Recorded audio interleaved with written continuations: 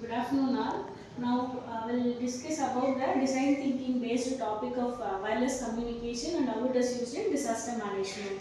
So design thinking concept mainly involves five stages. The first one is empathy, the second one is define, third one is ideate, the next one is prototype and finally testing.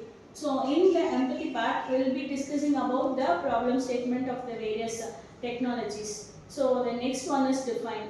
From the problem statement, we are going to define what we are going to present in the next steps. So ideate. We are going to implement the various ideas, how we are going to implement those particular problem statement in various aspects.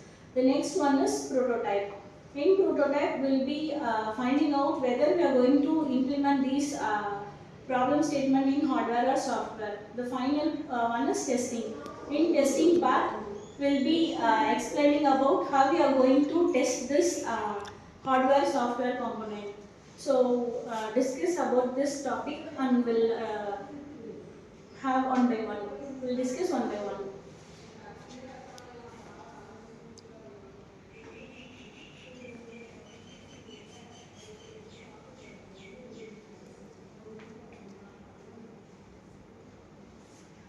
Shall we start the discussion? Yes, ma'am. Hello all, I am Helena. I am going to discuss about the empathy part of wireless communication and disaster management. On January 12, 2010, Haiti, a Caribbean country, experienced a 7.0 magnitude of earthquake.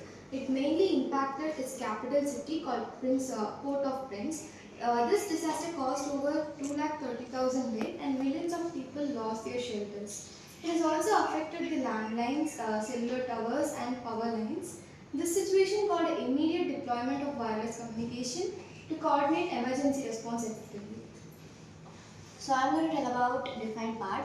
So communication breakdown. In traditional communication channel failed due to the destruction of cell towers and power lines, isolating affecting communities. Next one is the limited internet access. So in relief organizations struggled to establish reliable internet connections which were essential for data sharing and coordination. And the last one is delayed emergency response. So the lack of real-time communication led to inefficiencies in search, rescue and aid distribution efforts. Hello everyone, I am going to explain about the idea phase of the wireless communication in disaster management. Under this I have four types, that is satellite communication, mobile network and temporary base stations, Wi-Fi and mesh networks, and then social media and crowdsourcing. And then under satellite communication, satellite phones and internets were deployed by agencies like United Nations and ITU, that is International Telecommunication Union. And then these systems provide reliable communication links for emergency and government agencies. Under mobile network and temporary base stations, they such as digital collaboration with the relief organizations to restore the cellular networks, and then cell on wheels and drones were used as the temporary base stations. Under Wi-Fi and mesh networks, organizations like Google, Microsoft established Wi-Fi hotspots to help the needies, and then mesh networks allows the rescue team to access real-time data and then coordinate their efforts. And then under social media and crowdsourcing, platforms like Twitter, Facebook were used as crisis mapping, tracking missing persons, organizing the rescue operations, and then volunteers worldwide participated in analyzing and organizing the data. Thank you. Hello everyone, I am Nikita. I am going to tell about the prototype of wireless communication in disaster management. First, we'll go with faster coordination. Real-time communication improves the speed and effectiveness of search and rescue. Then restored communication. Satellite and mobile network helps reconnect families and allow government officials to manage the crisis more effectively. Then enhanced disaster mapping.